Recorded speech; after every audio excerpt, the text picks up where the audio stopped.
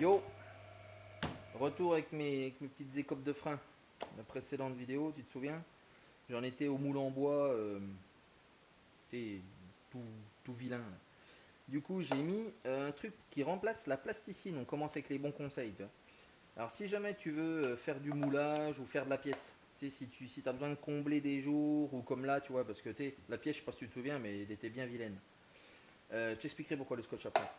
Sur ton bois ou sur n'importe quelle pièce, quand tu veux mouler, quand tu veux par exemple gaper ça là, tu vois, pour pas avoir un angle droit de malade, que tu veux un angle droit propre, enfin que tu veux un angle propre, facile à mouler, ben tu mets ça. Tu prends ta petite plaie d'eau là, tu fais une petite bouboule, tu mets là. Après tu la lisses avec une spatule, un outil en bois ou un outil métallique, ça dépend ce que tu veux. Et ça en fait, la plaie d'eau, bon, tu vois, c'est de la vraie plaie d'eau, hein, tu vois, tu peux la piquer à ta petite sœur si tu veux. Bon, ben moi j'en achète parce que je suis pas un gangster. Euh, tu prends ta plaido, tu, tu gapes tes trucs, tu lisses, tu tout ça. Et ça, du coup, ça coûte bien moins cher que ce qu'il te faudrait qui s'appelle de la plasticine. Ou de la plastiline, ça dépend des fournisseurs. Mais du coup, c'est de la plasticine normalement. Tu prends ça, tu gapes tout ton truc, tu recouvres. Alors, soit tu recouvres de plastique ou d'autre chose, mais moi, le plastique, j'ai eu quelques réactions avec mes résines. Du coup, maintenant, le bon conseil, c'est scotch aluminium. Toi, en plus, c'est une pièce qui va être sous la voiture, qui va choper des impacts et tout ça. Tu t'en fous de voir des traces de scotch et tout ça. Et encore que les traces de scotch, elles sont vraiment minimes, hein. On verra sur la pièce démoulée, mais à mon avis, on les verra pas. Donc, tu prends un petit rouleau en gomme ou un petit rouleau à tapisser, là, tiens, un petit rouleau machin. Tu lisses ton scotch. Tu vois, ça te fait une pièce qui est quand même pas dégueulasse. Super solide, hein. Tu vois, c'est réutilisable ça. Ça, je pourrais refaire des pièces si jamais j'ai une rencontre avec un vibreur un petit peu trop vigoureux. Tu vois, donc tu prends ça, tu recouvres de scotch aluminium. Et quand on est à faire ta pièce, parce que du coup j'en ai déjà fait une, enfin elle est sous vide, tu prends ta pièce, tu mets ton démoulant dessus, ta cire ou ton démoulant liquide. Moi je mets de la cire, je préfère. Les méthodes d'application, tout ça, je pense que tu connais, sinon je ferai une petite vidéo. Du coup après tu choisis, ça dépend ce que tu veux faire comme pièce, ça dépend quelles applications tu veux. Pardon, quelles applications tu veux, quel pognon tu es prêt à y mettre aussi, ça conditionne beaucoup de choses. Donc soit résine époxy, soit résine polyester, matériaux fibre de verre, fibre de, fibre de carbone, fibre d'aramide ou un hybride carbone-aramide qui te donne du Kevlar.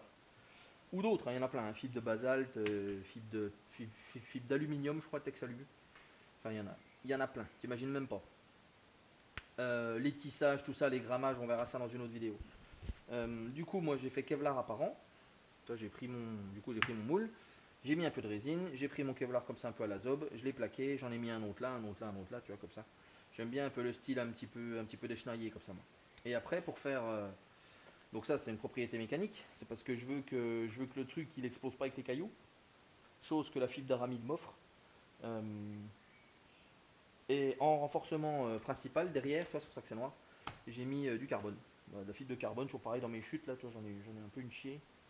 Voilà, j'utilise ça. Après, moi j'ai choisi la résine époxy parce qu'elle est un peu plus stable aux UV, à la flotte aussi. Malgré que la résine polyester est beaucoup moins chère et plus facile à mise en œuvre, j'ai choisi l'époxy.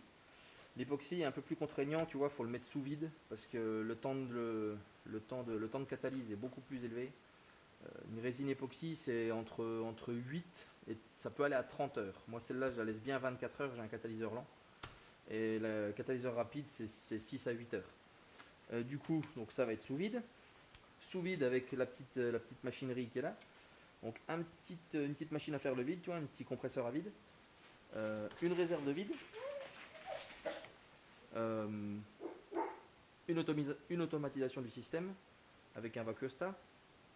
Hop, ça vient, tac, des pressions, tout ça, tout ça. Le vacuostat, ça t'aide. En fait, si jamais tu as un bag qui n'est pas étanche, je te dis si jamais, mais tes bags, ils seront jamais étanches, hein. C'est presque impossible, surtout quand tu fais les pièces comme ça. Tu bosses dans ton garage. Euh, Tu vois, au moins, tu vois, là, j'ai une toute petite fuite, vraiment légère. Et tu vois, tiens, bah voilà, regarde. Tu vois, là, il s'est mis en route, regarde l'aiguille. On était à peu près à moins 0,7 bar. Elle revient tout de suite à moins 0,8. Et tout ça, automatiquement, tu vois, j'ai rien branlé. Et ça, c'est pratique parce que comme ça, au moins, tu vas te coucher, tu reviens le lendemain matin. Lui, il a fait sa vie, ta pièce est toujours sous vide. Si jamais tu mets pas cette pièce-là, cette pièce là, elle est, enfin si jamais tu mets pas tout cet attirail là, ta pièce elle remonte en pression positive ou à zéro, hein, parce que pression positive c'est plus, mais on s'en fout. Elle remonte à la pression atmosphérique et là t'es dans la merde, t'as tout bossé pour rien, t'as gâché de la cam, t'as gâché de la résine qui coûte une tonne, t'as gâché du tissu si t'en prends du autre que du tissu de verre qui est abordable, le carbone ou le Kevlar. Quand tu verras les prix, tu feras tes pièces en verre, hein, parce que quand tu verras les prix, mon gars, c'est la guerre. À moins de vouloir ça, hein. Et puis voilà, je te ferai une petite vidéo après, un de ces quatre qui te donnera les différentes infos pour entre résine époxy, résine polyester, quoi choisir, quel domaine d'application, est-ce que ça vaut le coup, euh, des fois. Là, je t'avoue, j'aurais presque pu la faire à la polyester celle-là.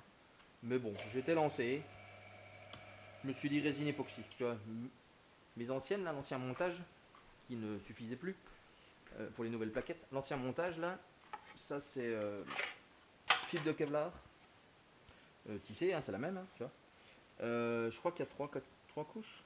Il me semble qu'il y a trois couches. Tu vois, ça c'est un coin qui frottait par terre. Il me semble qu'il y a trois couches de Kevlar. Tu vois. Je peux voir à travers un petit peu. Ah, il me semble qu'il y a trois couches de Kevlar. Résine polyester. Donc, tu vois, ça n'a pas beaucoup bougé, c'est un peu terni. Ça n'a pas plus jauni que ça, tu vois, parce qu'en même temps ça prend pas trop ça prend pas trop la merde, tu vois, c'est sous la bagnole. Non, ça va pas trop bouger, c'est bien.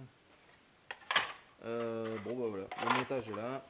Ça finira sûrement sur la 206. Et puis voilà, donc résine. Ouais, j'aurais peut-être pu faire à la résine polyester, mais bon. Résine époxy. On verra au démoulage. Le démoulage conditionnera si jamais je fais celle-là ou non à la résine époxy. Si jamais je vois que c'est chiant, si jamais je vois que c'est pas ouf par rapport à ce que je me suis fait chier à la mise en œuvre, je les referai les deux en résine polyester. Toujours avec du tissu, par contre je changerai pas, hein. Ce sera du Kevlar et puis comment, du carbone. Mais je les ferai sûrement à la résine polyester, je pense. Et puis voilà, hein.